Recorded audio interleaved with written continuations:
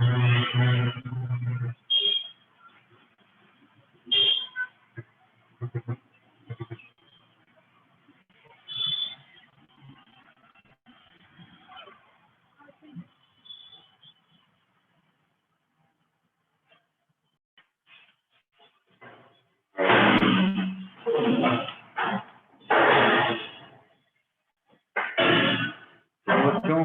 हम लोग जेनेटिक्स को शुरू किए थे और जेनेटिक्स को आगे हम कंटिन्यू करेंगे।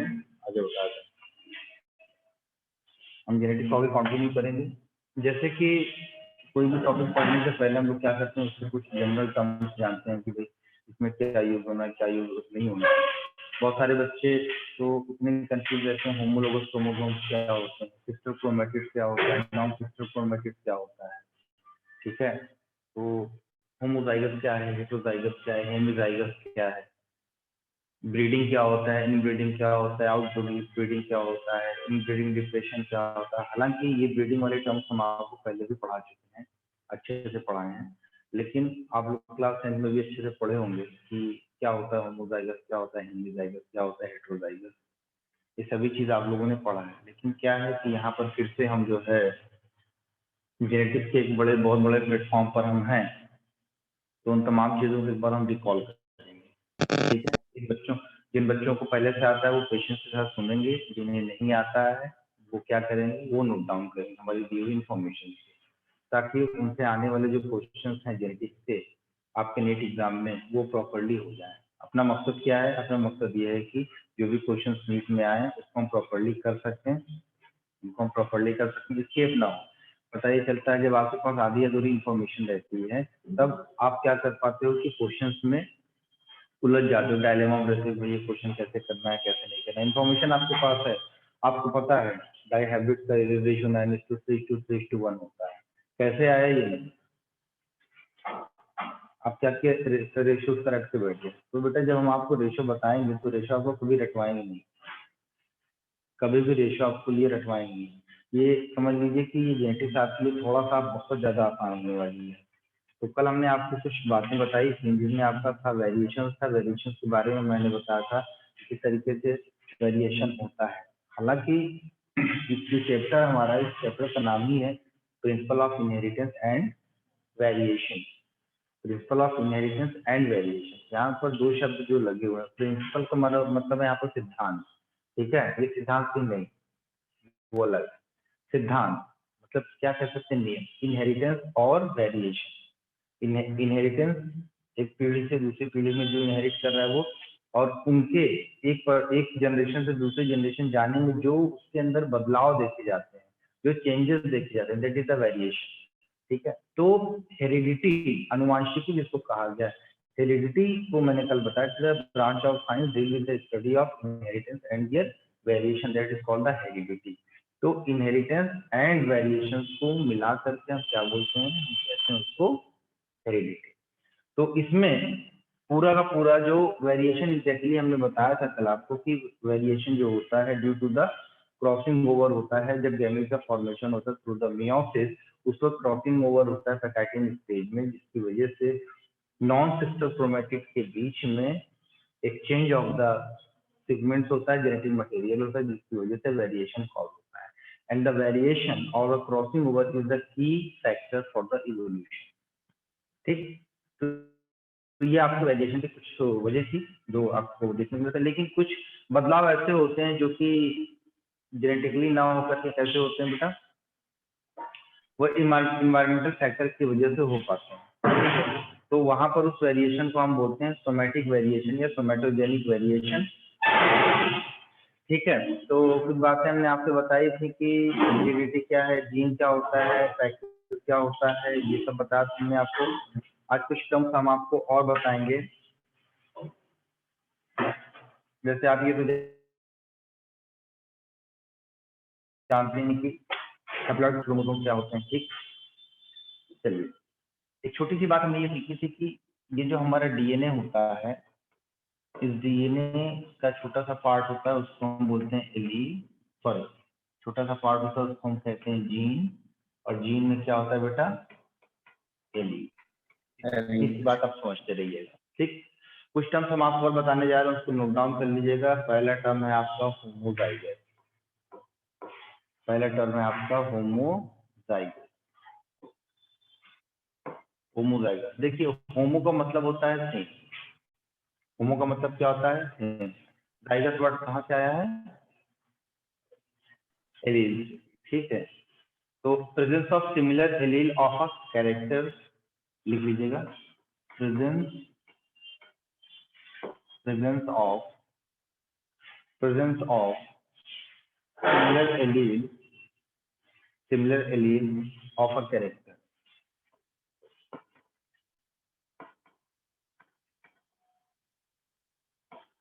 Similar allele of a character.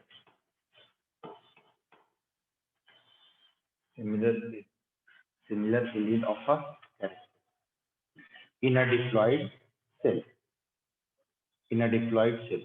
ठीक है, पूरी इंफॉर्मेशन क्या है? In a diploid 2n diploid cell. तो बेटा होमोजाइगस करते हैं। जैसे फॉर एग्जांपल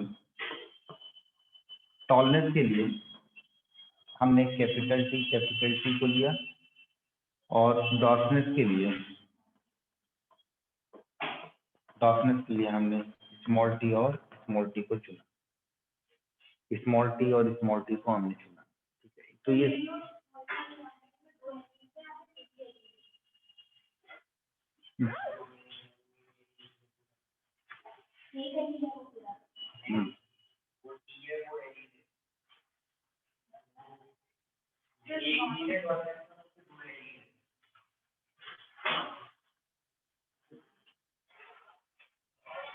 अगला पॉइंट है आपका, ये जो कॉम्बिनेशन आपको दिख रहा है, देखिए जब सिमिलर टाइप के रहते हैं ये दोनों, अगर आपको सिमिलर टाइप के दिखाई पड़ते हैं, ये दोनों सिमिलर टाइप के दिखाई पड़ते हैं, तो इसको हम आसानी से कर सकते हैं, दे आर प्योर कॉम्बिनेशन। तो सवाल में आपसे पूछेगा, अगर ये दोनों सिंबल ना दे करके आपसे डायरेक्टली पूछ ले, a pure combination is cross with hybrid combination in the F1 generation. अगर हम प्योर कॉम्बिनेशन के रिसेसिव ट्रेट को, सुनिएगा बात, प्योर कॉम्बिनेशन के रिसेसिव ट्रेट को जो कि पेरेंट वाला है, उसके F1 के साथ अगर हम क्रॉस करवाते हैं, तो ये किस टाइप का क्रॉस है? Test cross. ये टेस्ट क्रॉस है। नहीं समझ में आई बात? बाउंस हो गया ना? क्या कहा हमने?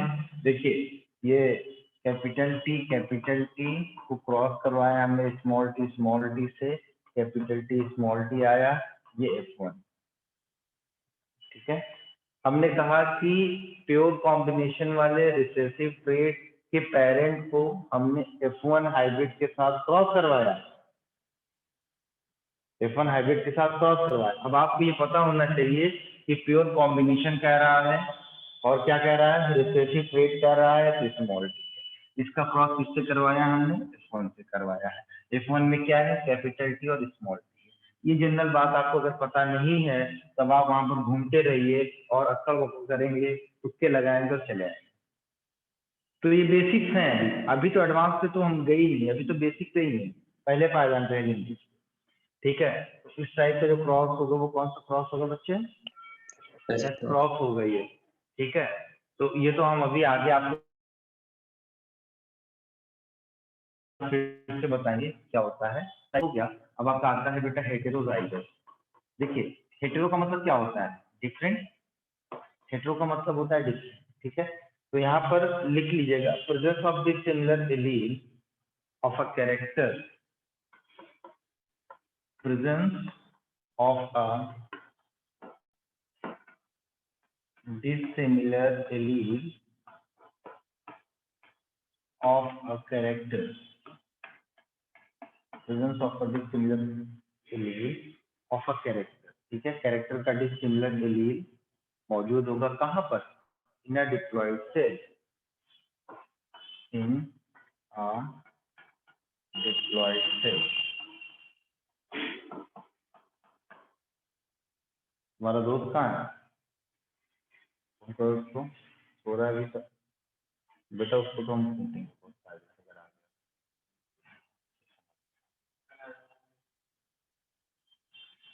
ठीक है। तो डिप्लॉयड स्टेट के अंदर यानी कि 2n की बात यहाँ पर हम कर रहे हैं और इसका एग्जाम्पल क्या होगा, इसका एग्जाम्पल जैसे हमने कैपिटल टी और स्मॉल टी लिया। हम जानते हैं बचपन से पढ़ते हैं कि कैपिटल टी जो होता है स्मॉल टी के ऊपर हमेशा कैसा होता है, डोमिनेंट होता है, ठीक है ना। तो ये कैसा है, ये टॉल, ये रिप्रेजेंट कर रहा है टॉल, ठीक। ये टॉल को रिप्रेजेंट करता है, ठीक। और क्या ये प्योर कॉम्बिनेशन है, जवाब दीजिए, क्या ये प्योर कॉम्बिनेशन है? नहीं, ये प्योर कॉम्बिनेशन नहीं है, इसको हम बोलेंगे बेटा इनप्योर, या इसी को हम बोलेंगे हाइब्रिड, इम्प्योर या हाइब्रिड, ठीक है।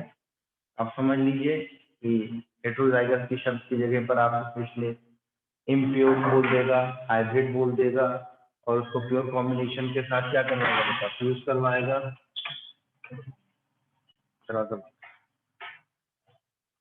ठीक है, अगला है आपका हेमीजाइगस।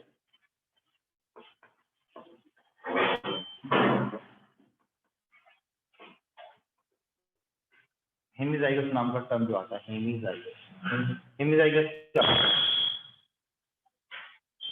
लिखिएगा इसमें, presence of single allele.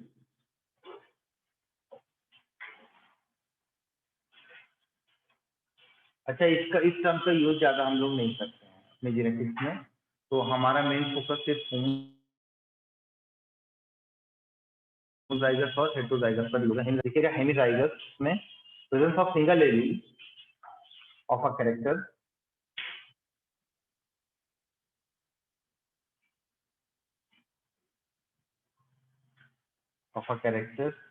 in a diploid cell.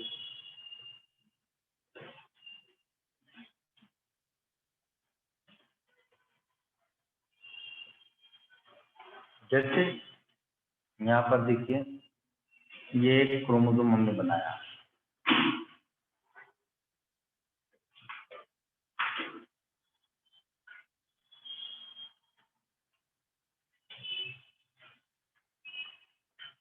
ये और ये एक जैसे दिख रहा है, ये और ये अलग अलग दिख रहा है, ठीक है।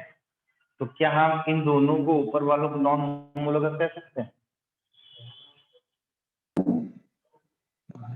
ये दोनों इस केस के केस में, यस, ये दोनों बिल्कुल सेम है, इनके आर्म्स बिल्कुल सेम है, लेकिन इनका जो कैरेक्टर है वो ट्रेट यहाँ पर मौजूद है इसके पास, इनके पास मौजूद, ठीक है। तो ये एक्स क्रोमोसोम है और ये वाई क्रोमोसोम है, एक एक्स क्रोमोसोम है और एक क्या है, वाई क्रोमोसोम, ठीक है।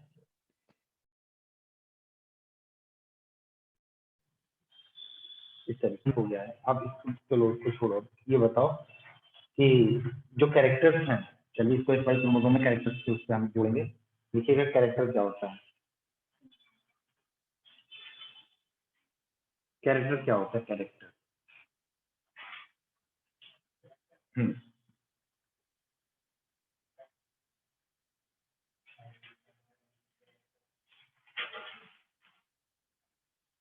देखिए कैरेक्टर के बारे में लिख लीजिएगा, point character,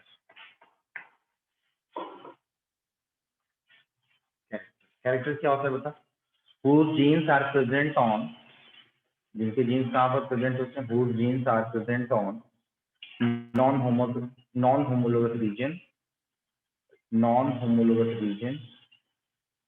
of X and Y chromosome,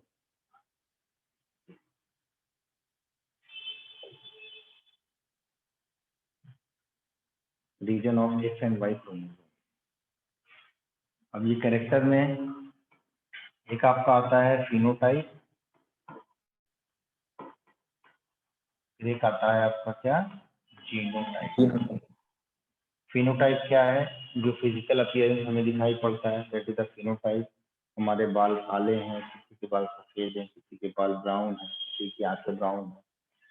जैसे 10th में आपने पढ़ा था कि जो ब्लू आइज वाले बंदे होते हैं उनको रिसेसिव कैरेक्टर माना जाता है, रिसेसिव ट्रेट माना जाता है, ठीक है।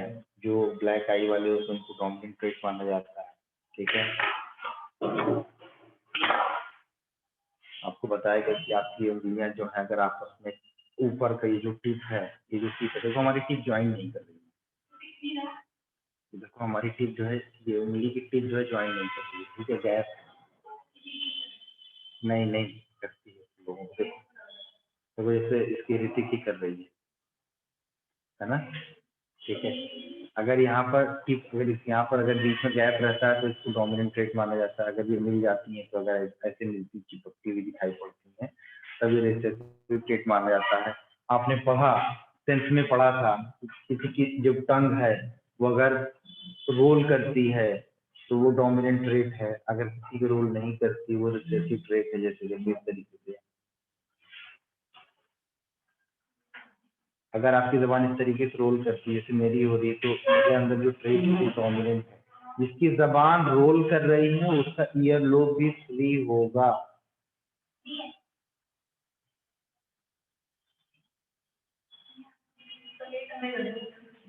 कहाँ है, ठीक है, ऐसा करो, नहीं दिख रहा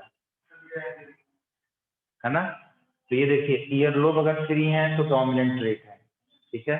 सब लोग अपनी अपनी जबान और अपने कान चेक कर रहे हैं ठीक है। तो फिनोटाइप क्या है बेटा, external appearance, external appearance of a character, external appearance of a character, किसी कैरेक्टर का जो एक्सटर्नल अपीयरेंस होता है, ठीक है। जीनोटाइप क्या है बेटा, इसका जो जेनेटिक मेकअप होता है, जो भी कैरेक्टर आप देखते हो इस कैरेक्टर का जो जेनेटिक मेकअप होता है उसका नाम हम जीनोटाइप बोलते हैं, ठीक है। लिख लीजिएगा genetic makeup of a character, genetic makeup of a character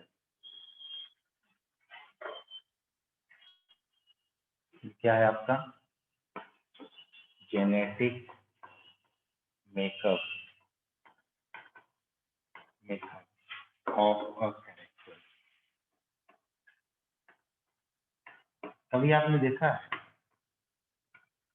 कि जो फॉरेनर्स हैं, जो बाहर के रहने वाले लोग हैं, ठीक है, जो हिली एरिया पर हैं, उनकी हाइट हम देखते हैं थोड़ा सा, जैसे उत्तराखंड वाले एरिया में उनकी हाइट कम, कश्मीर, हिमाचल, अफगानिस्तान वगैरह के जो हिली एरिया के लोग हैं वहाँ के लोगों की हाइट ज़्यादा है। तो यहाँ पर इनका जो जेनेटिक मेकअप है वो थोड़ा सा अलग अलग होता है, ठीक है। अगर कोई बंदा अगर सोचे कि मैं उनके जैसा लंबा हो जाऊं, ये तो प्लांट के केस में संभव है बट ह्यूमन बीइंग के केस में संभव नहीं है। आप सोचो कि एक छोटा नाटा आदमी है, उसको हम कितना भी ग्रोथ हार्मोन दें, वो ग्रोथ हार्मोन काम के ऊपर एक लिमिट तक करेगा बचपन में, जब तक है। उसके बाद जैसे एडल्ट होगा उसकी फिजिकल ट्रेट्स क्या हो जाती है, फ्यूज हो जाती है, उसके बाद वो ग्रोथ नहीं करेगा, तब तो उसका एक्रोमेगेली हो जाएगा, उसको ग्रोथ हार्मोन देते रहेंगे, है ना।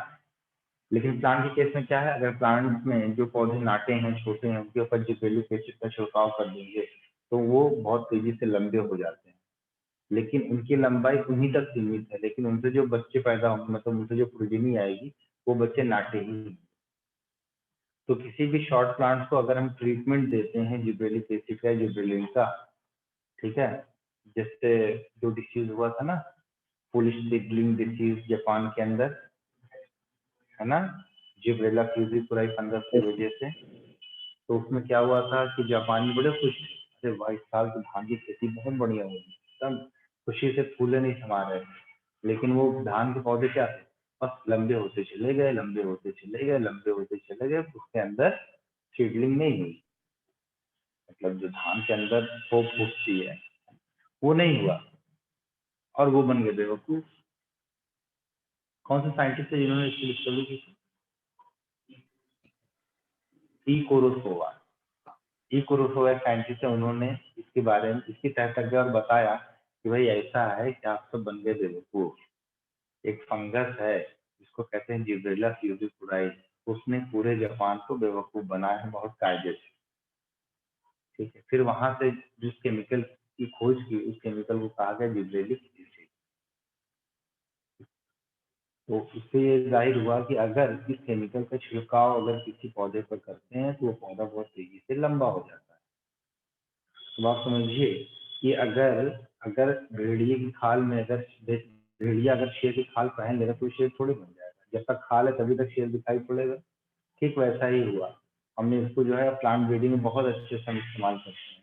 क्या करते हैं, जितने भी नाटे पौधे हैं उनके ऊपर अगर जिब्रेलिक एसिड का छिड़काव कर देते हैं वो तेजी से विकसित होते हैं, लेकिन उस प्लांट से जो नई प्रोजेक्ट नहीं आएगी वो जो शॉर्ट ही होगी, लॉन्ग नहीं होगी। क्यों ऐसा है? क्योंकि हमने उसके जीनोटाइप को नहीं चेंज किया है जिब्रेलिक एसिड से, हमने उसके फिनोटाइप को चेंज किया है, उसके एक्सटर्नल अपीयरेंस को चेंज किया है। ये नीट का पेटेंट क्वेश्चन है। तो ये तो हो गया आपका जीनोटाइप। ठीक है, इसके बाद आप आगे देखिए,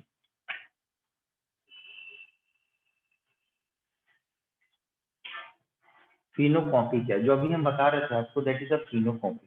ठीक है, जो अभी हम आपको बता रहे थे फिनोकॉपी, ये क्या है? फिनोकॉपी मतलब फिनोटाइप को हम क्या कर रहे हैं? कॉपी कर रहे हैं, मतलब उसका जैसे नकल कर रहे हैं। इसमें क्या लिख लीजिएगा इसको ऐसे सेंटेंसेस में, similar expression due to the external condition, similar expression due to the external condition, then they are called phenocopy. जैसे बताया मैंने अभी कि ये कैपिटल टी है, ये किसको रिप्रेजेंट करता है बच्चे? ये टॉल को रिप्रेजेंट करता है। ठीक है, और स्मॉल टी है, ये रिप्रेजेंट करता है किसको? डॉर्फ। अगर इस डॉर्फ प्लांट के ऊपर हमने जिब्रेलिक एसिड का छिड़काव कर दिया, किसका छिड़काव कर दिया? जिब्रेलिक एसिड का छिड़काव कर दिया, जीए का। ठीक है, तो ये पौधा आपका टॉल हो जाएगा, लेकिन इसका जो जीनोटाइप है वो स्मॉल टी ही रहेगा। There will be no changes in the genotype of this tall plant after treatment with the gibberellic acid. तो ये जो फेनोमेना आप देख रहे हो, this is the phenocopy. This is the phenocopy.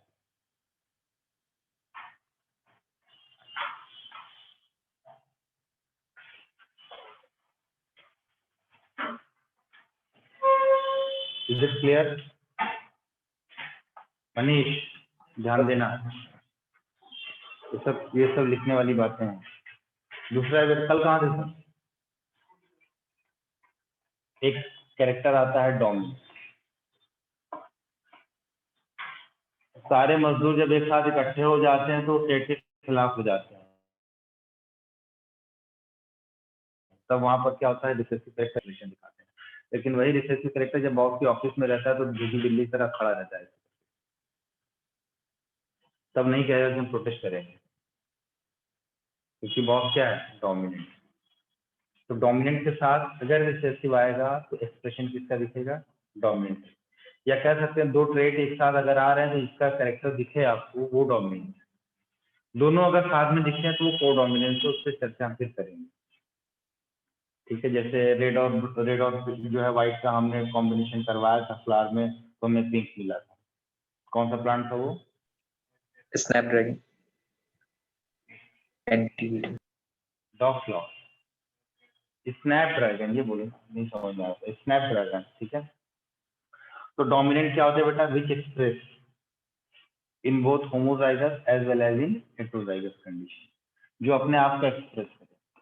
Which express itself, इसमें in homozygous as well as in heterozygous. Homozygous और heterozygous दोनों की कंडीशन में अपने आप को रिप्रेजेंट करे, अपने आप को एक्सप्रेस करे। जैसे capital T small T, capital T small T. यहाँ से ये बात हमें समझ में आती है कि capital T is dominant over the small T, capital T is dominant over the small T. ठीक है, और उसके बाद आपका आता है रिसेसिव।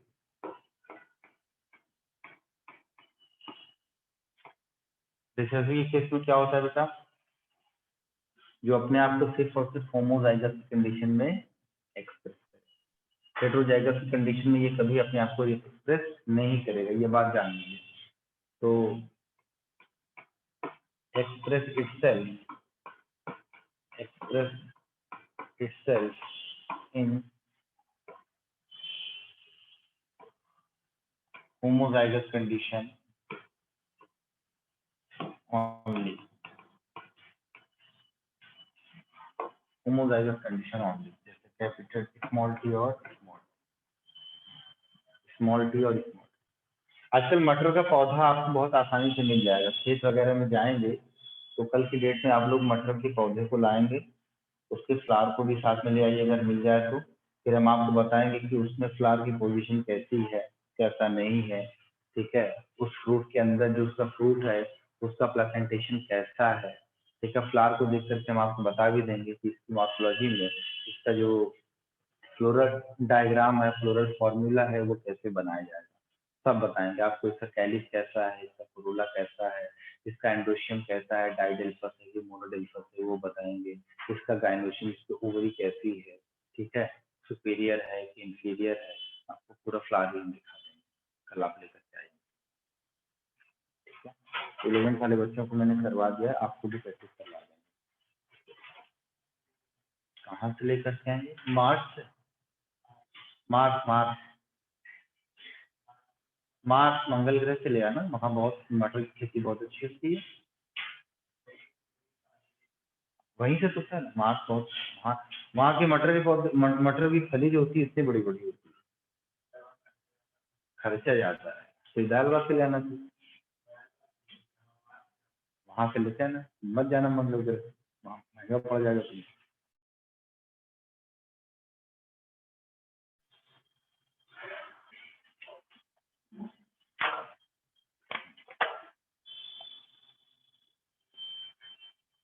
अच्छा, ऑफ स्प्रिंग किसको कहते हैं? अम्मा अब्बा के जो बच्चे पैदा होते हैं उन्हें ऑफ स्प्रिंग कहते हैं। सिबलिंग कहते हैं सारे ऑफ स्प्रिंग जो आपस में एक ही माँ बाप के होंगे, वो सिबलिंग कहलाते हैं। भैया हमारे चचा का लड़का हमारा सिबलिंग नहीं, वो हमारा कजिन, ठीक है। हमारे माँ बाप को जो दूसरा बेटा है ना, वो मेरा सिबलिंग, Yes. ठीक है। जैसे हम एक जगह गए, मेरे भाई साथ में थे, तो मुझसे पूछा गया ये कौन है, मैंने कहा ये मेरे अब्बा के बेटे हैं। हाँ, मैंने कहा ये मेरे अब्बा के बेटे हैं। तो वो अभी 1 मिनट ऐसे कहा, अरे यार मजाक आप अच्छा करते हैं। मैंने कहा मजाक क्या करना, मैंने इनडायरेक्ट इस चीज पे बात की, ठीक है। तो माँ बाप की जो और बच्चे होते हैं, जिनके हम भी बच्चे हैं, ठीक है, हम सब आपस में भाई हैं, सिबलिंग। कजिन अलग होता है, ठीक है, कजिन अलग। कजिन में लफड़े होते हैं, लड़ाइयाँ होती हैं, झगड़े होते हैं, बहुत सारी। उसके बाद आपका आता है जीनोम।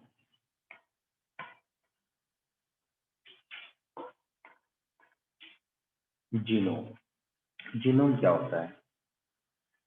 लिख लीजिएगा, sum total of all the gene present on haploid number of chromosomes. Sum total of all the genes present on haploid number of chromosomes. Haploid number of chromosomes.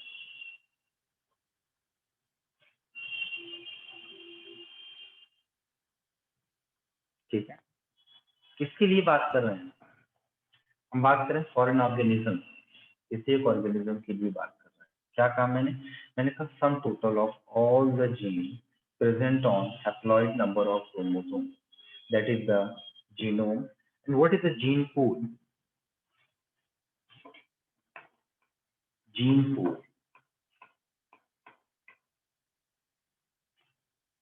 बताइए साहब, जीन पूल क्या है? So the total number of chromosomes होंगे diploid cells. अरे मेरे लाल population की बात कर रहे हैं यहाँ पे।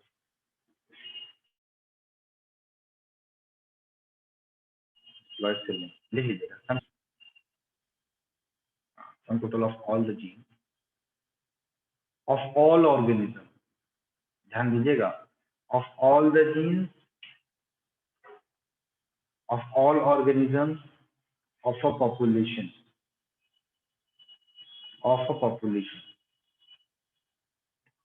will constitute the gene pool,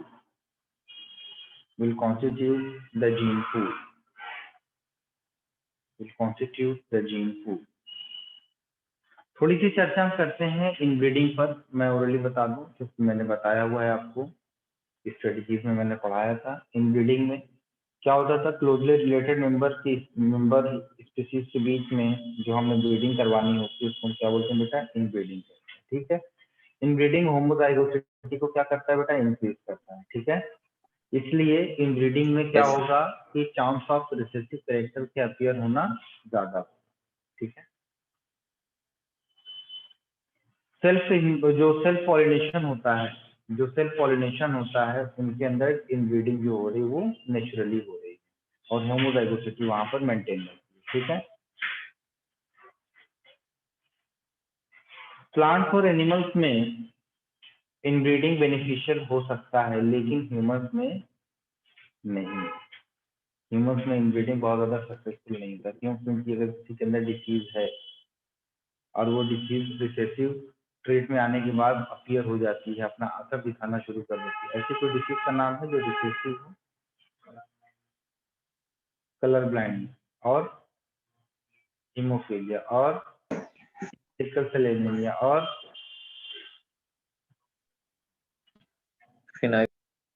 फिनाइलकीटोनुरिया, ये सारी डिसीज जो आप सुन रहे हो, ठीक है, ये सारी डिसीज बड़ी खतरनाक है। चलो कलर ब्लाइंडनेस तो ठीक है कि भाई हमें चीजें नहीं दिखाई पड़ रही, हरी और लाल, ठीक है, लाल हरा दोनों कैसे दिखाई पड़ता है, ग्रे कलर में दिखाई पड़ता है।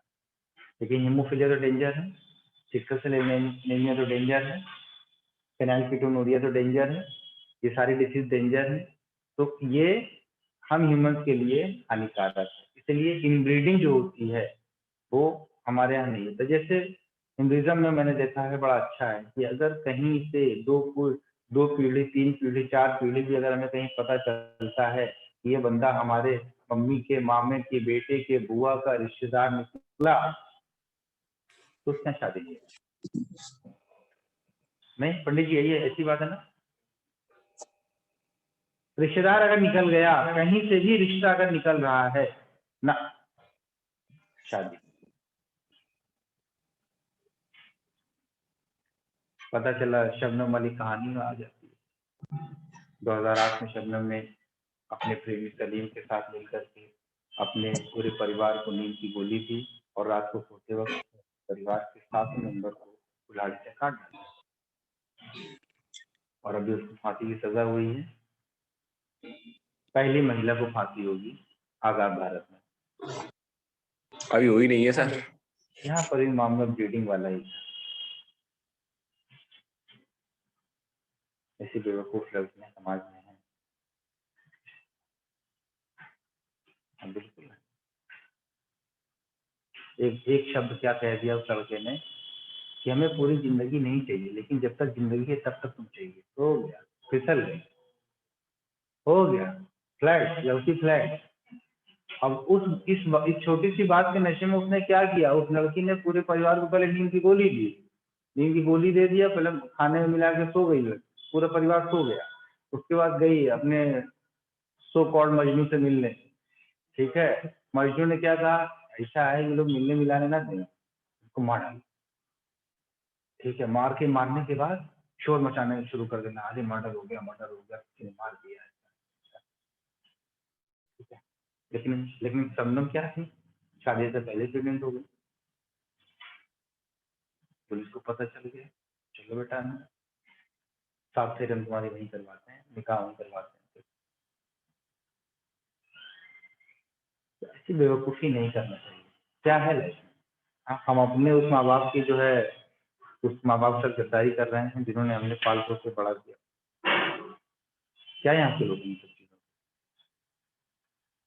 बड़ी सीधी सी बात है, चाहे लड़का चाहे लड़की, फोन पे जाए और 2 दिन के बाद 2 दिन फोन ऑफ करे, तीसरे दिन फोन करके पूछ कह दे कि मेरे घर में इतनी बड़ी प्रॉब्लम आ गई है और 1 लाख रुपए की सख्त जरूरत है, पिताजी बीमार है या हमारा एक्सीडेंट हो गया है, हमको पैसे की जरूरत है, देखो तीसरे दिन में फोन ऑफ आ जाएगा, नहीं दे पाएगा पैसे, सारी मोहब्बत पैसे।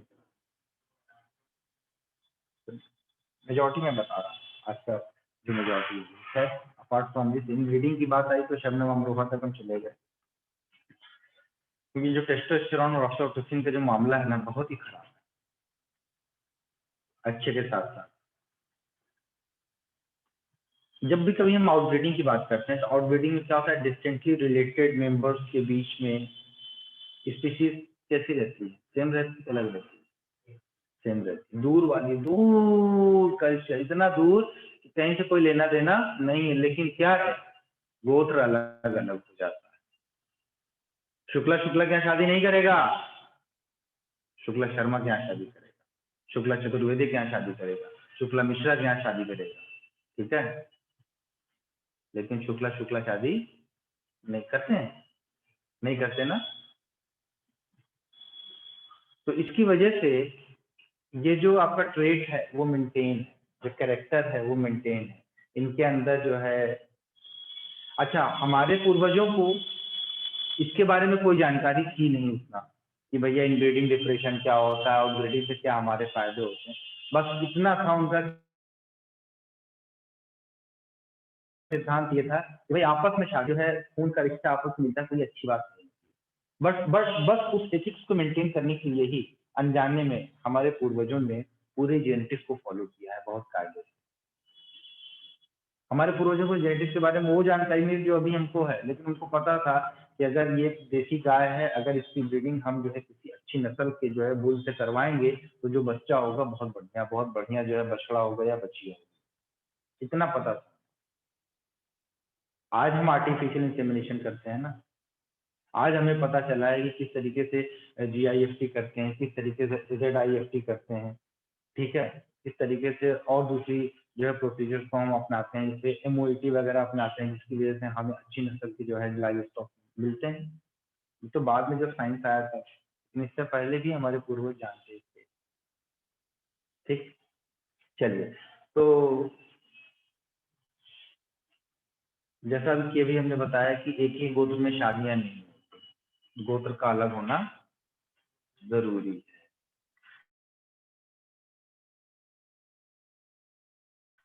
ठीक है, लोग वहाँ पे शादी हमने कहा वो तो रिश्तेदार है ना साथ में, क्योंकि हमने जेनेटिक पढ़ ली है इसीलिए अभी तक खड़े हैं, मेरे तक हो गई।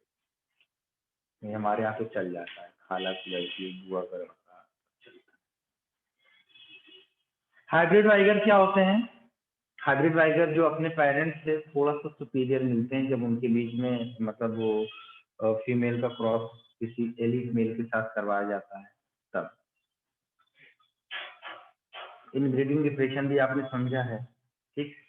कुछ और टर्म्स हम आपको बताते हैं, जैसे यूजेनिक्स, कल मैंने बताया था यूजेनिक्स के बारे में। थोड़ा पेशेंस से काम कीजिए, मैं ये नहीं चाहता कि आप पूरा चैप्टर पढ़ लें और वो दिक्कत कर जाए। जैसे अंकुश ने एक सवाल कल पूछा था, अंकुश तुम्हारा सवाल था ना, बहुत सिंपल सा सवाल था कि फ्रॉग और टैडपोल दो हैं, इनका एक्सक्रीटरी मटेरियल क्या होगा, बहुत सिंपल सा सवाल, ठीक है। फ्रॉग चूंकि एम्फीबिया है इसीलिए इसका जो एक्सक्रीटरी मटेरियल होगा वो यूरिया होगा। टैडपोल चूंकि पूरी तरीके से एक्वेटिक होता है इसीलिए ये क्या होगा बेटा, इसका अमोनिया होगा, ठीक है। तो ये बड़ी बेसिक चीज है, पता चला हमने पूरी जो है रिनोफिजियोलॉजी पढ़ ली ह्यूमंस की और हमारा ये क्वेश्चन नहीं हो पा रहा है, इसका मतलब बेस थोड़ा सा डगमगाया है, आपका बेस को क्लियर करना पड़ेगा। इसलिए शुरू की क्लास में हम सब पढ़ाते हैं मोनोटेलिक कौन होते हैं, यूरियोटेलिक कौन होते हैं, लिखाया भी है शायद नोट्स, लिखाया है ना, तो नोट्स एक बार पढ़ लिया वाला, नोट्स नहीं पढ़ोगे सारी किताबें पढ़ो। जैसे हमारा एक मासूम बच्चा है, ठीक है, वो पता नहीं कहाँ किताबें उठा करके आता है, सिंगल पढ़ेगा, एंटीजी पढ़ेगा, फला पढ़ेगा, ढिमकाना पढ़ेगा, आंटी पे नोट्स, सर ने जो नोट्स दिए नहीं,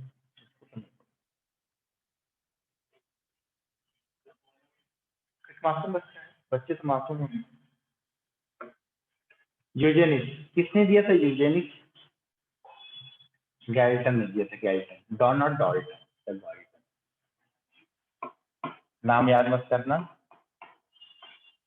कि नाम याद करो तो उसमें गालियां मारोगे कि उन्होंने जिंदगी खराब कर दी, तो है ना। एप्लीकेशन ठीक है, रखने वाला काम ठीक है। तो यूजेनिक्स जो होता है ये improvement of human being by using the principle of genetics. जैसे कहा गया कि भाई ऐसा है जो लूला है, लंगड़ा है, अपंग है, विकलांग है, फिजिकली डिसेबल्ड है, उसको शादी करने की कोई जरूरत नहीं है, क्योंकि उससे हो सकता है जो बच्चे पैदा हो वो भी लूले में पैदा हो, बहरे पैदा हो, मेंटली डिस्टर्ब बच्चे पैदा हो। यूजेनिक्स ये कहता था, लेकिन अगर एथिक्स की देखें, हमारा कानून इस चीज को इजाजत नहीं देता है, नहीं लागू किया गया। ठीक, तो यूजेनिक्स में क्या है आपका? Improvement of human being by using the principle of inheritance. ये लिख लेना, improvement of human being by using the principle of inheritance, by using the principle of inheritance.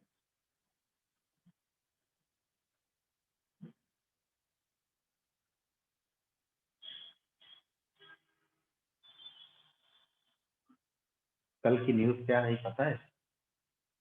Kashmir में हम जहाँ रहते थे, जिस मकान पे जहाँ रहते थे, वहाँ बिल्डिंग बन गई, उससे ठीक 2 मकान छोड़ के शिव शक्ति जो है प्रीत है, कल वहाँ फायरिंग, और हम रोज शाम को समोसा खाते। कल हमारे साथी से बात है, मैं कहा बहुत अच्छा वो हम लोगों ने छोड़ दिया, नहीं पता चलता है कि यहाँ पर पड़ा होता, हम यहाँ पर पड़े होते। डेंजर है, जिगरा चाहिए वहाँ रहने के लिए। एक होता है आपका यूथेनिक्स। यूथेनिक्स से हम अपने आप को अच्छा कर सकते हैं।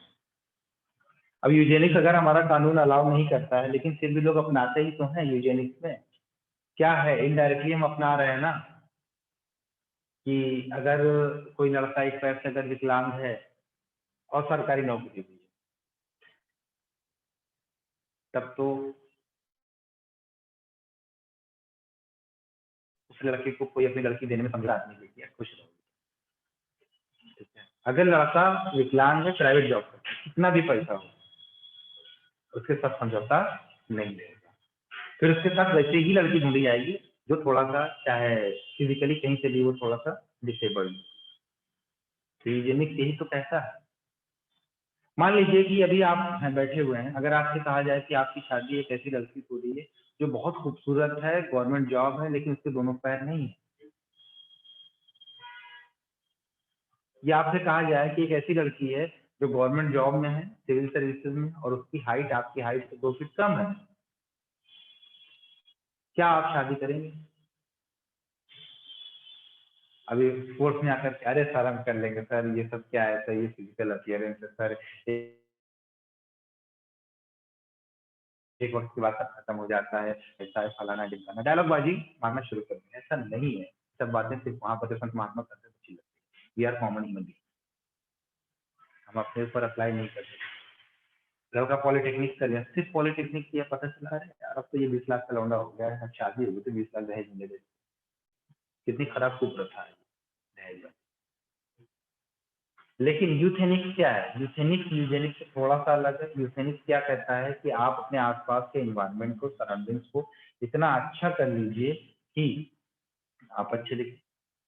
Improvement of human being, human being से इम्प्रूवमेंट करते हैं, किसके थ्रू करते हैं? बाय इम्प्रूविंग दियर एनवायरनमेंट, है ना। डोंट लिटर, डोंट लिटर चारों तरफ लिखा रहता है, लेकिन हम थूकते कहाँ है? सड़क पे। कोल्ड पी करके उसकी खाली बोतल कहाँ फेंकेंगे? नाली में। बगल में डस्टबिन रखा हुआ है, वहां नहीं डालेंगे। तो हम human being, we are not the animal of this planet, we are the invader. इसीलिए नेचर कहती है कि यहाँ से पूरा ह्यूमन बीइंग खत्म हो जाए, मैं अपने आप को फ्लरिश कर लूंगी 100 टाइम ज्यादा स्पीड से। आप देख लीजिए कोरोना में क्या हुआ था, अंबाला से, अमृतसर से खड़ा होकर के बंदा हिमालय देख रहा है।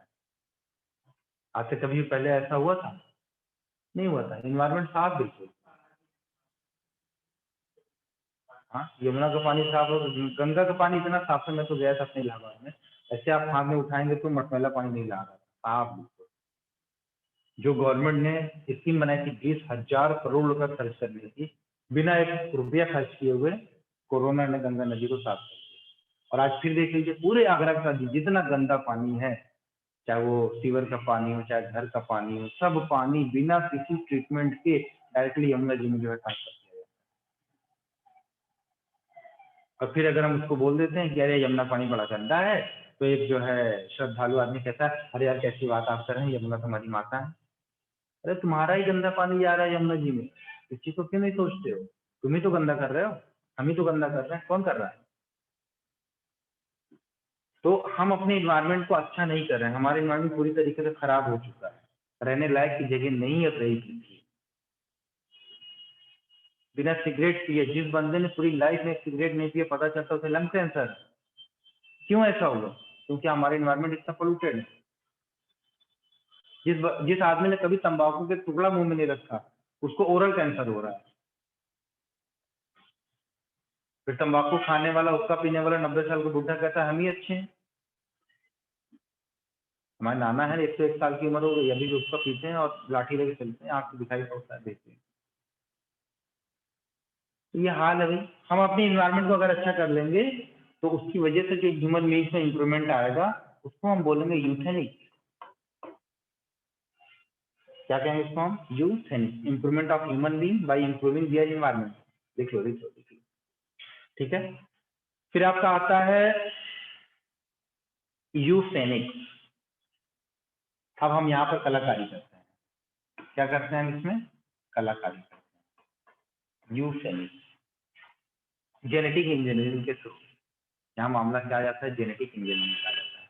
तो यूसेनिक का improvement of human being bye use of genetic engineering, by use of genetic engineering।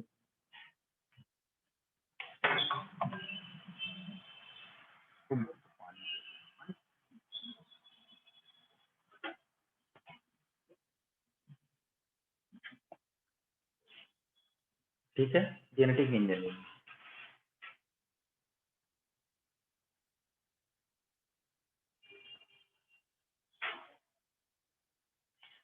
एक है आपका फॉरवर्ड जेनेटिक्स, नाम सुना है शुक्ला आपने? आप सब जानते हैं,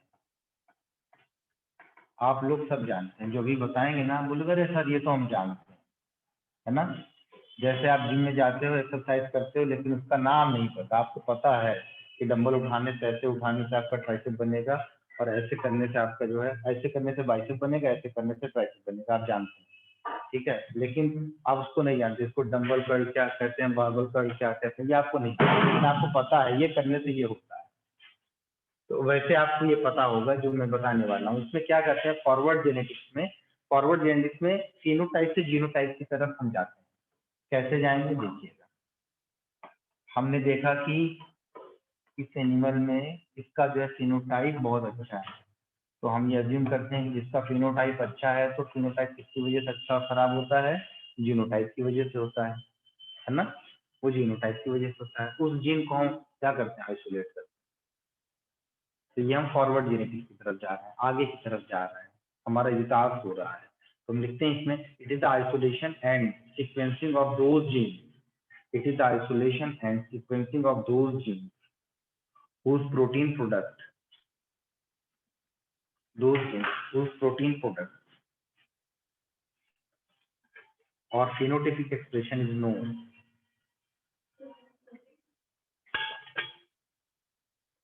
protein product or phenotypic expression is known, ठीक है। नो, इसका एग्जांपल होता है आपका Mendelian Morgan genetics.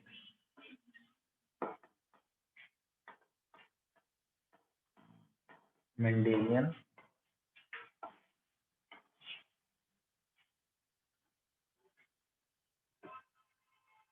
Morgan genetics, Morgan genetics, ठीक। इसके बाद आपका आता है इसमें रिवर्स जेनेटिक्स। ये टर्म्स हैं, तभी याद किए।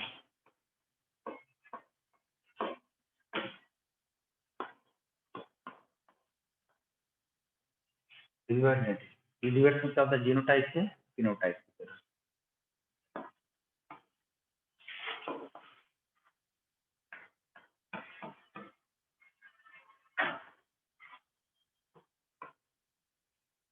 जीनोटाइप इसमें क्या करते हैं, it is the isolation and sequencing of those genes, it is the isolation and sequencing of those genes whose protein product or phenotypic expression, protein product and phenotypic expression is unknown।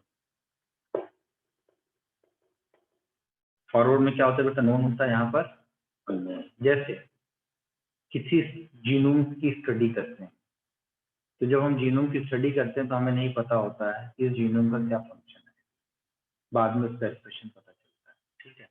तो इसको हम बोलते हैं for example genomics. अब आप बताइए, क्या ये बात आपको नहीं पता थी? क्यों रहती नहीं पता था? चलिए ठीक है, genomics, study of genome, study of genome. किस साइंटिस्ट को डबल नोबेल प्राइज मिला था जीनोम पर काम करने के लिए? एक सिंगल साइंटिस्ट है जिसको डबल जो है नोबेल प्राइज मिला था। एक था ना आपका human genome project, Frederick Sanger, insulin पे भी काम किया था इन्होंने और ह्यूमन जीनोम प्रोजेक्ट पे भी काम किया था, और दोनों काम के लिए इनको क्या मिला था, नोबेल प्राइज मिला।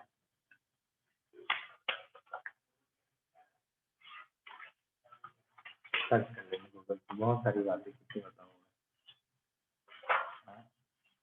चलिए, the terms is all over completed. Now we are going to the heredity and its variation. चलिए, heredity and its transmission।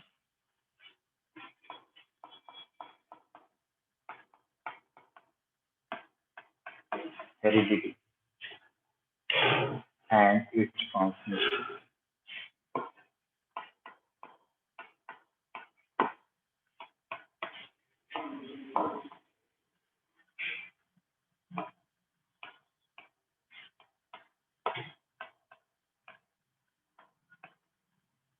Transmission, ठीक है।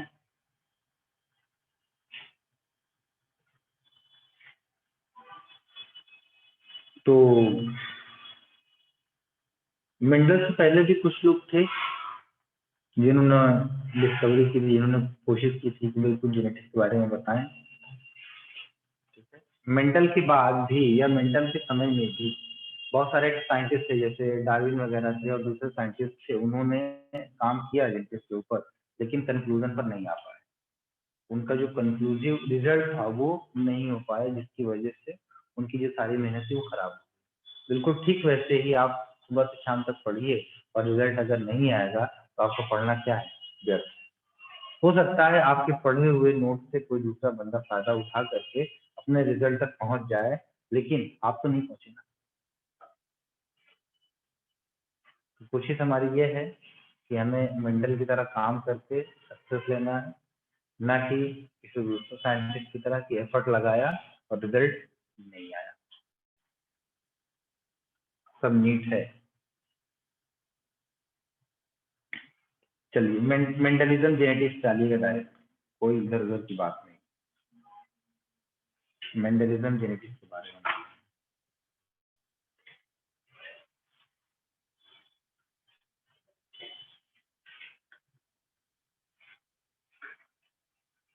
अब देखिए, कई सारी कहानियां हैं मेंडल के बारे में। मेंडल ये थे, मेंडल वो थे, इनका पूरा नाम था ग्रेगर जॉन मेंडल, ठीक है। इनके पिताजी कौन से थे, इनके पिताजी का नाम नहीं दिया है, ना हमें तो जानना है, हमको क्या जरूरत है मेंडल के परिवार में रिश्तेदारी थोड़ी करनी है। मेंडल का पूरा नाम था ग्रेगर जॉन मेंडल। ये डिसीज वो डेट वगैरह लिखा है कि कब पैदा हुए, 22 जुलाई सन 1822 में पैदा हुए थे, ठीक है। फिर 1843, सुन लो कहानी, लिखना नहीं। सन 1843 में इन्होंने अगस्तीनियन मोनेस्ट्री ऑफ ब्रूम सिटी को ज्वाइन किया था। ठीक है। फिर 1849 में इनको यूनिवर्सिटी ऑफ वियना में भेजा गया था उनके ग्रेजुएशन के लिए। 1854 में ये वापस आए थे चर्च वापस, ठीक है। 1854 से लेकर के 1857 तक जो हमारे देश की पहली क्रांति हो रही थी, हम आजाद होना सोच रहे थे, और ये भाई साहब क्या कर रहे थे, ट्री प्लांट के ऊपर एक्सपेरिमेंट कर रहे थे। और हमारे यहाँ झांसी की रानी चिल्ला रही थी, खूब लड़ी मर्दानी मौसी झांसी वाली रानी, और ये भाई साहब क्या कर रहे थे, मटर के ऊपर एक्सपेरिमेंट कर रहे थे, ठीक है। फिर 1856-57 से लेकर के 1865 तक, ठीक है, 7 से 8 साल तक इन्होंने प्रैक्टिकल किया, एक्सपेरिमेंटल वर्क किया इसके ऊपर, टी प्लांट के ऊपर। लेकिन हमारी एनसीईआरटी कह रही है 1854 से 1863, हमारी एनसीईआरटी 1856 से 1863 तो हम लोग पीरियड को कंसिडर करना है, ठीक है। फिर 1865 में annual conference of natural history of organisation पर लिए गए। 1866 में इनका काम क्या हुआ, annual proceeding of natural history society was published हुई, ठीक है।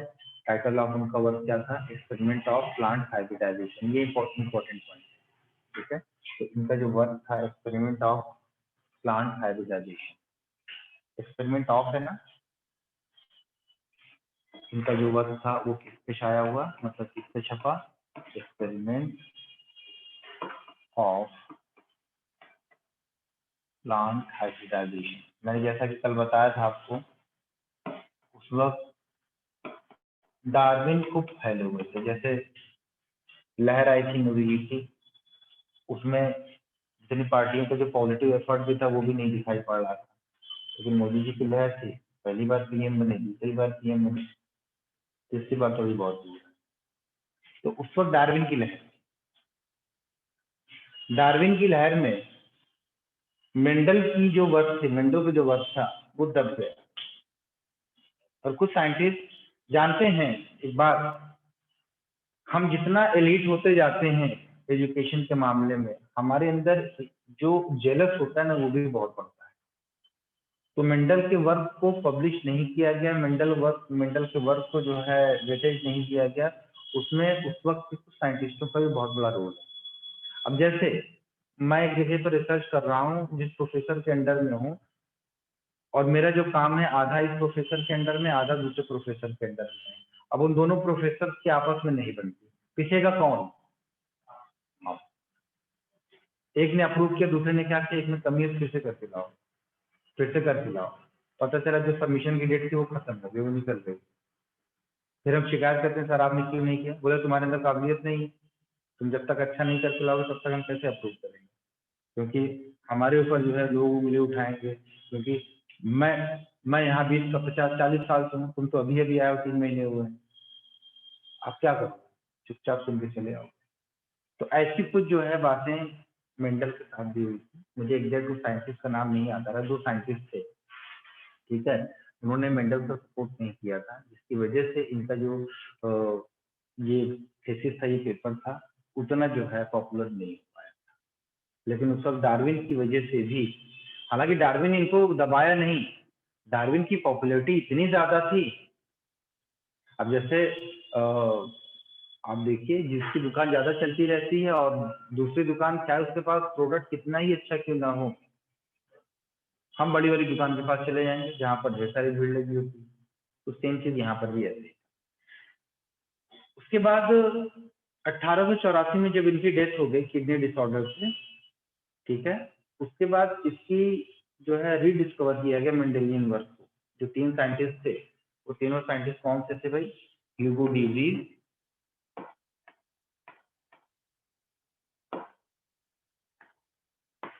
कार्ल फॉरेंस और एरिक वॉन शेमान। ये 3 साइंटिस्ट थे, ठीक है। अब कौन इंग्लिश था, कौन इटालियन था, कौन जर्मन था, उस पर मैं जाने की जरूरत नहीं, क्या लिखा हुआ है ऐसा कुछ नहीं, ठीक है। इन तीनों ने मिलकर के, इनके मरने के करीब 16 साल के बाद, 16 साल के बाद, कल मैंने एक बात की थी लगभग डिकेड्स कहा था, तो डिकेड्स में क्या है, डिकेड तो सैकड़ों साल हो जाते हैं ना, एक डिकेड कितने साल का होता है, 10 साल का, 10 मिनट तो सही तो 16 साल के बाद, इनके मरने के 16 साल के बाद सन 1900 में मेंडल के इन सारे कामों को इन्होंने वापस खोजा। क्या पहले तो इन्होंने अपना इंडिविजुअल काम किया, इंडिविजुअल काम करने के बाद जब रिजल्ट इनको जो मिला, इन तीनों का रिजल्ट लगभग सेम था। फिर उन्होंने मेंडल के पास गए, मेंडल के वर्क के पास गए। मेंडल तो जिंदा नहीं थे। मेंडल का जब पेपर देखा, कहा अरे वाह, ये तो हमसे 16 साल पहले 17 साल पहले ये सारा काम ये करके गए हैं। तब इन्होंने मेंडल को सम्मान देने के लिए इन तीनों के काम को बेटसन ने, किसने, बेटसन ने मेंडल के नियम को बनाया। इन तीनों ने नहीं दिया नियम, किसने नियम बनाया, बेटसन ने बनाया। ठीक है,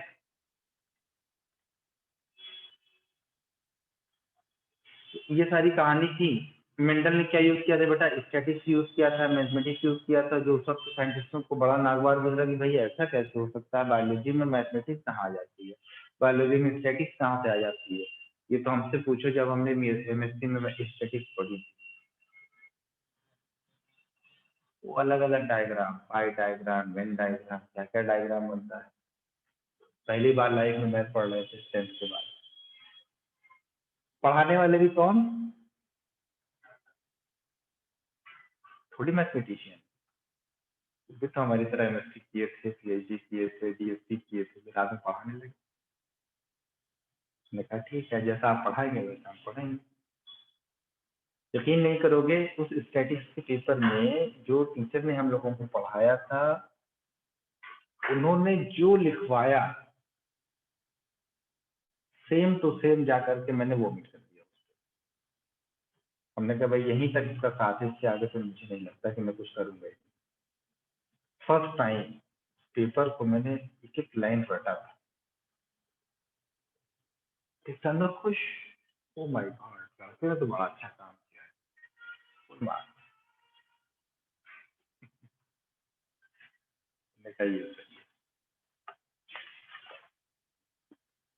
चलिए मेंडल के एक्सपेरिमेंट की बात करते हैं, समझिएगा बात को। मेंडल एक्सपेरिमेंटल मटेरियल, मेंडल का एक्सपेरिमेंटल मटेरियल क्या था, बता दो, बोल दो। TRYSEM setae.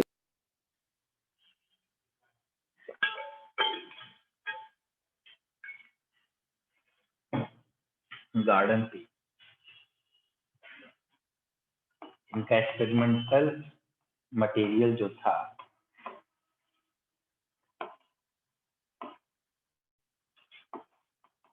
एक्सपेरिमेंटल मटेरियल इनका है आपका पी प्लांट। चलो सलोनी इसकी मार्क्सबाजी थोड़ी सी बता दो बेटा प्लीज।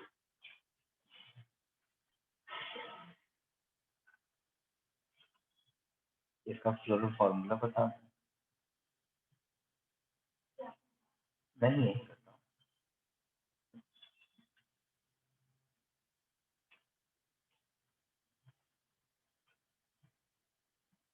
ऐसी पढ़ेगा क्या, जो मौके पे याद ही नहीं। मैं तुम्हारे अंदर डॉक्टर देखता हूँ और तुम मरीज बन जाती है, ऐसा नहीं, आप तुरंत बताएगा। एक्टिनोमॉर्फिक है कि जाइगोमॉर्फिक है, ठीक है, बाइसेक्सुअल है, यूनिसेक्सुअल है, कैलिक्स इसमें कैसा है, साइज है, कोरोला इसमें कैसा है, 1+2+2 गैमोसिक्लस, ठीक है, गैमोसिक्लस। उसके बाद क्या आता है, एंडोशियम, डाइडेल्फा की कंडीशन है, 1+9 का अरेंजमेंट है, एक बाहर की तरफ निकला हुआ होता है, 9 क्या होते हैं, ग्रुप में होते हैं। डायनोशियम क्या है, सुपीरियर है और फ्यूज। हो गया ना, यही तो थोड़ा फार्मूला है, और कुछ तुम लोग। चलिए, अब मेंडल के साथ किस्मत थी, मेंडल ने इंटेंशनली ये सारा काम नहीं किया था कि भाई आप बोलो कि इंटेंशनली, मेंडल ने क्या लिया था, मेंडल ने पी प्लांट लिया, शॉर्ट लिव्ड होता है, जल्दी से पैदा हो जाता है, इसके अंदर जो है आसानी से हम हाइब्रिडाइजेशन करवा सकते हैं। इन्होंने सबसे पहले उस प्लांट को क्या किया, इनएस्कुलेशन किया था, मतलब फ्लावर को लिया, फ्लावर को लेने के बाद उसके अंदर से मेन पार्ट को, मतलब उसके स्टेमन को निकाल दिया, स्टेमन को निकाल करके फिर जो है उसकी स्टिग्मा के ऊपर पाउडर को या स्टिग्मा को, स्टिग्मा के ऊपर जो पॉलन था दूसरे प्लांट का, यानी कि दूसरे पी प्लांट का, उसको उसने क्या कर दिया, क्या छिड़क दिया उसके ऊपर, तो क्रॉस फर्टिलाइजेशन हो गया। उनमें क्या किया था उन्होंने, एक तरफ टॉल लिया था, एक तरफ डॉट लिया था, डॉट प्लांट को आपस में किया था। जब पहली प्रोजेनी उन्होंने देखी तो वो बड़े हैरान लगे, सारे के सारे लंबे थे, लेकिन फिर उन्होंने उसकी क्या करवा दी, सेल्फिंग होने दी।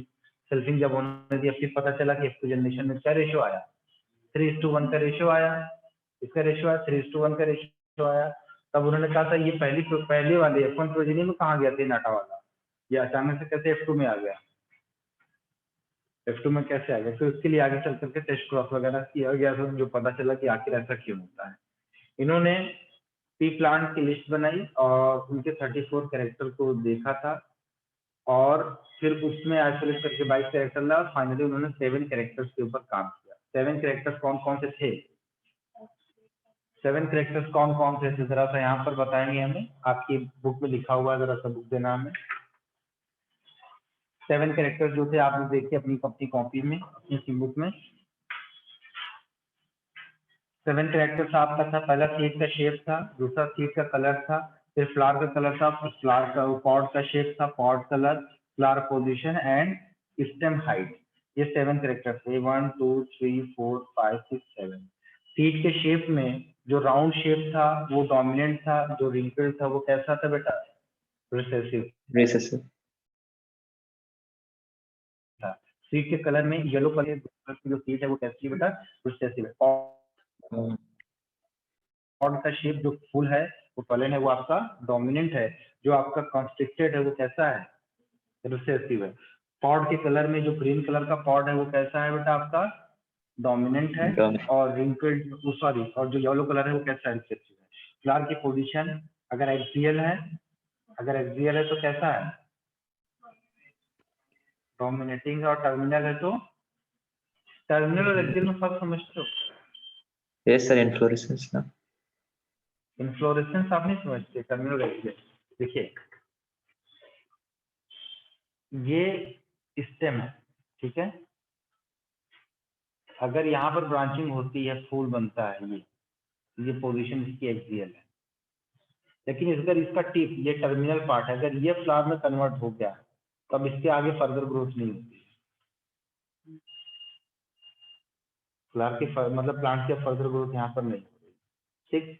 तो ये क्या होता है, ये फ्लावर जो है टर्मिनल वाला जो है ये कैसा है, क्योंकि आप जानते हैं कि जो स्टेम की हाइट बढ़ रही है, ये इसका जो टर्मिनल पार्ट है इसमें ग्रोथ हो रही है ना, टिप पर मेरिस्टेम टिश्यू यहाँ पर ज्यादा पाया जाता है, और साइड में क्या होता है, ये फ्लावर है आपका, ये फ्लावर है आपका, तो ये तो कंटिन्यूअस ग्रोथ कर रहा है, जब कंटिन्यूअस ग्रोथ करेगा तो स्टेम की हाइट अपने आप लंबी हो जाएगी, स्टेम की हाइट अपने आप लंबी हो जाएगी। लेकिन अगर इसका टर्मिनल पार्ट रिप्लेस हो गया किससे, इसका टर्मिनल पार्ट रिप्लेस हो गया फ्लावर से, यहाँ फ्लावर से रिप्लेस हो गया, तो अब इसकी ग्रोथ फर्दर नहीं पाएगी, स्टंटेड हो जाएगा, इसकी ग्रोथ क्या हो जाएगी, रुक जाएगी। इस तरीके से बात को समझिए, एक्सियल है तो ग्रोथ होगी, टर्मिनल है तो ग्रोथ नहीं होगी, इसलिए टर्मिनल फ्लावर जिसका है वो रिसेसिव कैरेक्टर है। अब ये मत कहना कि सर एक्सियल में तो सिर्फ दो तरफ ही फ्लावर था और यहाँ पर दो तरफ फ्लावर था इसलिए इसको रिसेसिव मानिए, टर्मिनल वाले में तो तीनों तरफ फ्लावर है, सर इसको क्यों नहीं आप डोमिनेंट मान रहे हैं। वजह आपको मैंने बता दी, टर्मिनल वाले में ग्रोथ नहीं होगी, एक्सियल वाले में ग्रोथ ज्यादा होगी। जब ग्रोथ ज्यादा होगी तो क्या होगा, टॉल हो जाएगा, यहाँ पर ग्रोथ कम होगी तो वो कैसा हो जाएगा, डॉर्क हो जाएगा। Dwarf. जी क्लियर, ये बात पता थी, नहीं पता थी, ये कंसेप्ट। जो बच्चा ये सोचता है कि मुझे सब आता है, ठीक है, वो एक्चुअल में उससे कुछ नहीं आता है। आप सब जानते हैं, मैं सच कह रहा हूँ, आप सब जानते हैं, हर एक चीज जानते हैं, लेकिन आप जब क्लास में आते हैं तो अगर आपको 1 घंटे 1.25 घंटे की क्लास में अगर आपको एक चीज भी नई सीखने को मिल गई तो आपको बैठना सफल हो गया। हो सकता है वो सीख आपको कहीं से ना मिली, ये कंसेप्ट आप कभी भूलेंगे नहीं।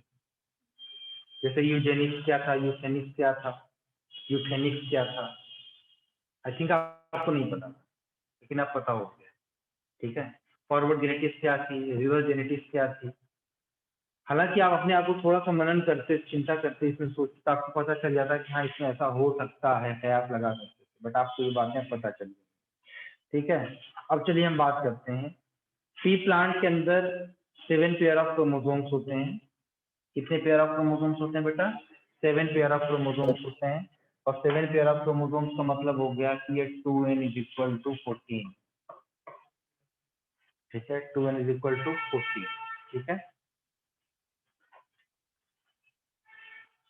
And the genes of the 7 characters are present on, लिख लीजिएगा, the genes of 7 characters, किस 7 कैरेक्टर की बात कर रहे हैं? जो मेंडल ने लिस्ट किया था, ठीक है। The genes of 7 characters are present on only 4 chromosomes, सिर्फ 4 क्रोमोसोम्स के ऊपर होते हैं, only 4 chromosomes। और ये 4 क्रोमोसोम्स कौन कौन से हैं बच्चे, बताइए। ये 4 क्रोमोसोम्स हैं आपके 1 4 5 7, ठीक है। 1 4 5 7, 1, 4, 5, 7, 1 4 7, ये 4 क्रोमोसोम दिख रहा है आपको, लेकिन टोटल कितने होते हैं? 14 होते हैं, ठीक है। जब एक जीन एक से ज्यादा कैरेक्टर को मॉनिटर करे, एक से ज्यादा कैरेक्टर को रेगुलेट करे, तो इस फिनोमेना को हम कहते हैं प्लियोट्रॉपी। क्या बोलेंगे? प्लियोट्रॉपी कहेंगे, ठीक है, प्लियोट्रॉपी। Yes. तो इसका मतलब ये हुआ कि 7 कैरेक्टर हैं और क्रोमोसोम कितने हैं? 4। कैरेक्टर कितने हैं बताइए? 7 हैं जो मेंडल ने लिए, और नंबर ऑफ क्रोमोसोम कितने हैं? 4। तो इसका मतलब तो यही हुआ ना, यहाँ पर इसके क्रोमोसोम के अंदर जो जीन है वो प्लियोट्रॉपिक जीन है, एक से ज्यादा कैरेक्टर को क्या कर रहे हैं? ये रेगुलेट कर रहे हैं। जैसे एक जीन है जो फ्लावर के कलर को भी जो है रेगुलेट कर रहा है, सीड कोट के कलर को भी कोट कर रहा है, और जो एक्सियल फ्लावर है, ठीक है, या एक्सियल लीफ है, उसके अंदर जो रेड स्पॉट पाए जाते हैं, कभी कभी आपने देखा होगा गौर से, तो उसको भी ये रेगुलेट करता है। कौन? एक जीन, ठीक।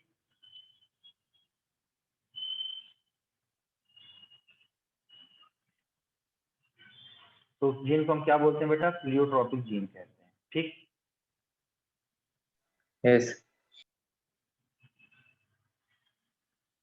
एक जीन आपका है seed shape,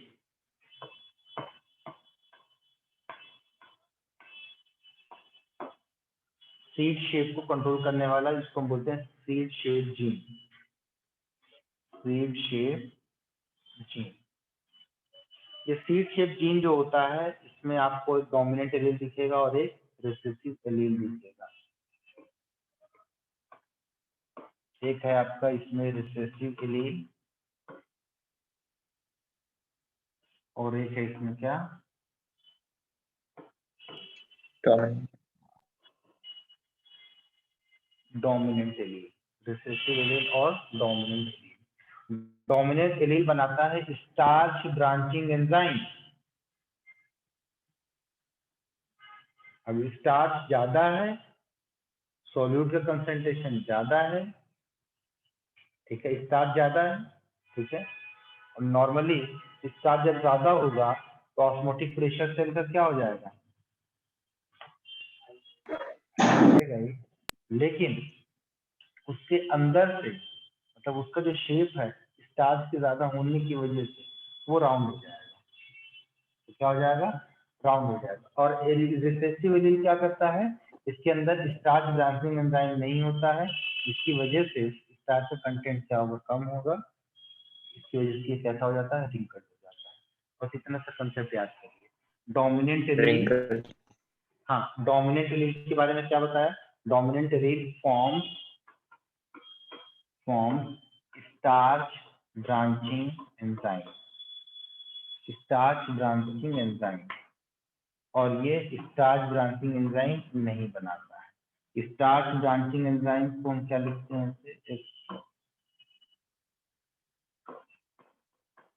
starch branching enzyme, ठीक है। इसकी वजह से स्टार्च का जो कंटेंट है वो ज्यादा हो जाएगा, ठीक है। यहाँ पर स्टार्च का कंटेंट जो होगा वो कम होगा। वही आपका इसमें वाटर पोटेंशियल वाली बात अब यहाँ पर अप्लाई होती है जो आपने पढ़ा था 11th वाली क्लास में, ठीक है। यहाँ पर सेल कैसे हो जाती है इसकी वजह से? सेल या सीड बिकम राउंडेड, और यहाँ पर सीड कैसी हो जाएगी?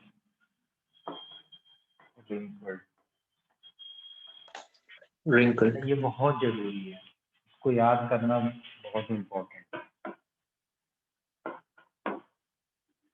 ये इम्पोर्टेंट है स्टार्च ब्रांचिंग एंजाइम वाली बात।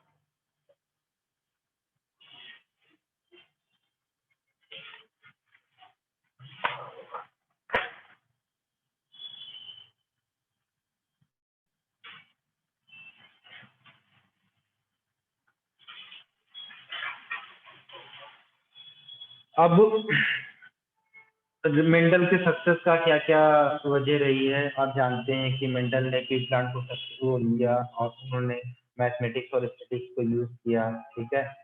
मेंडल ने एक बार में एक या कुछ कैरेक्टर्स को जो है यूज किया देखने के लिए, ठीक है, और उन्होंने प्योर पेरेंट फॉर प्रोसेस के लिए यूज किया था।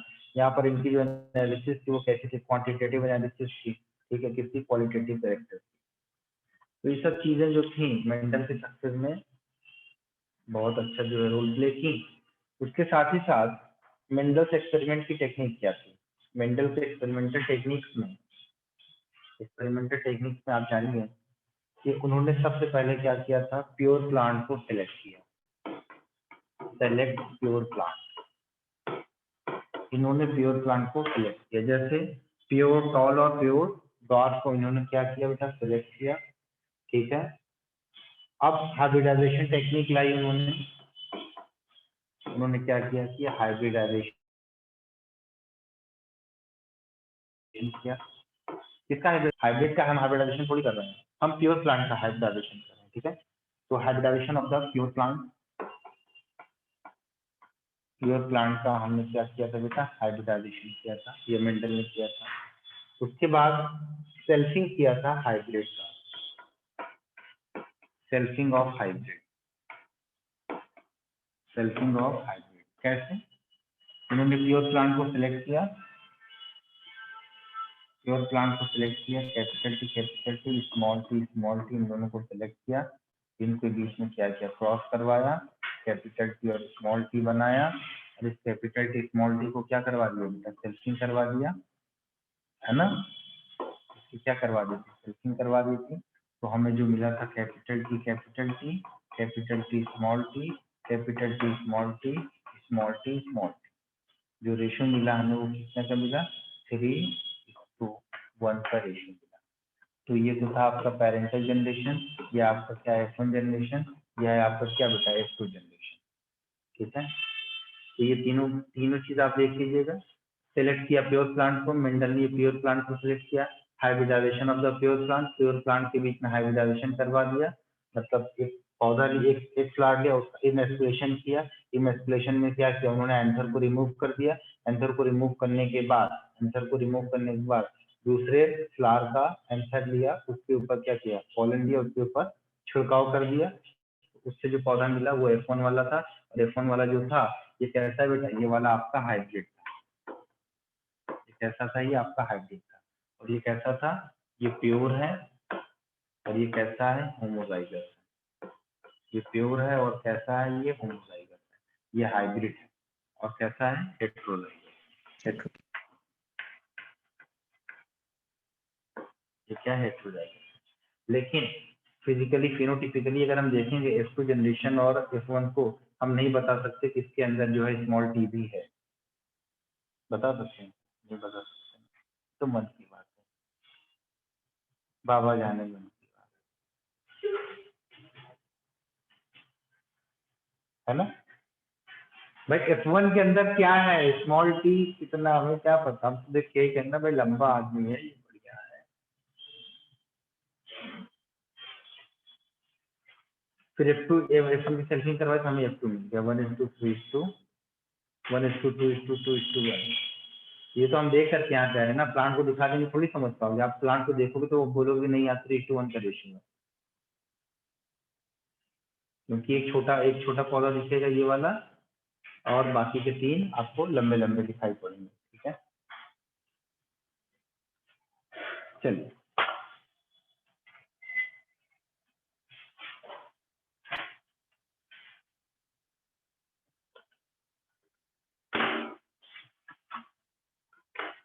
हम लोग थोड़ा सा यहीं पर क्लास खत्म करेंगे।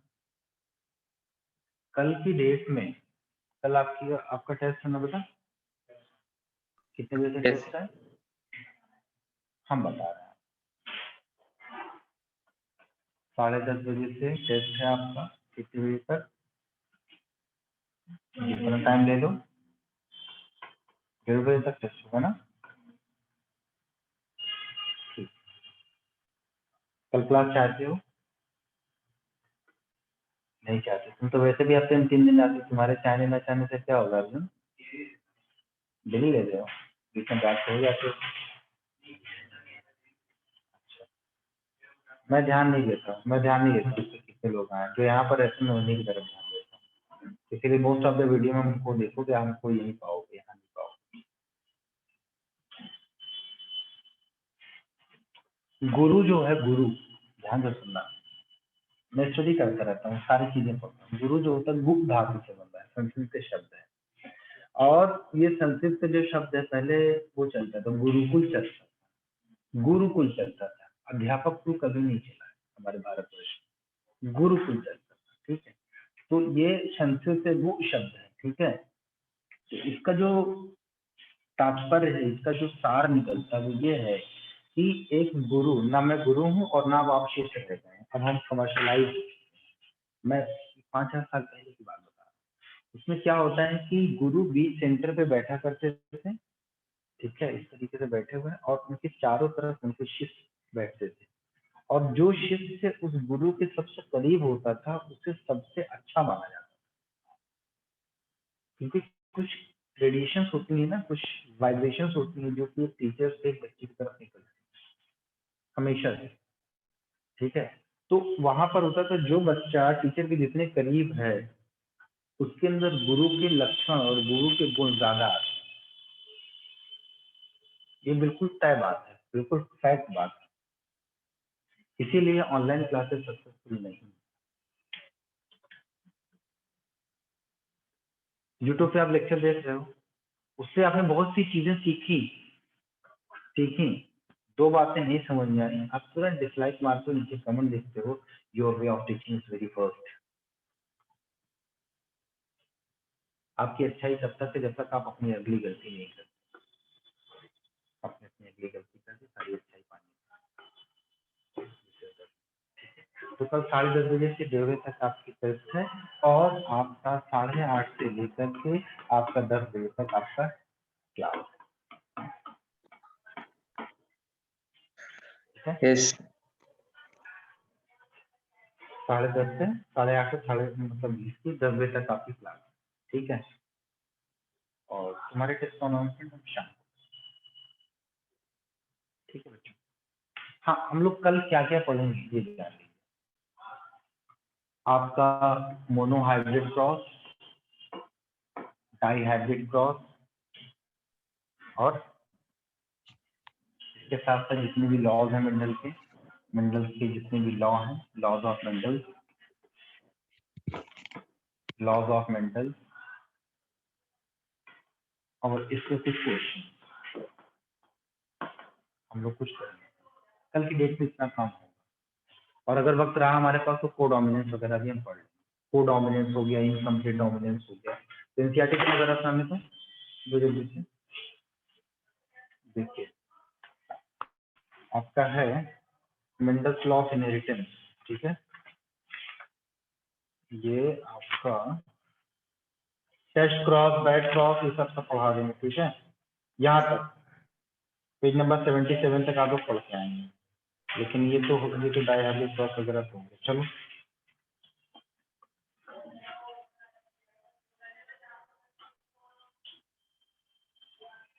चल बेटा Thank you,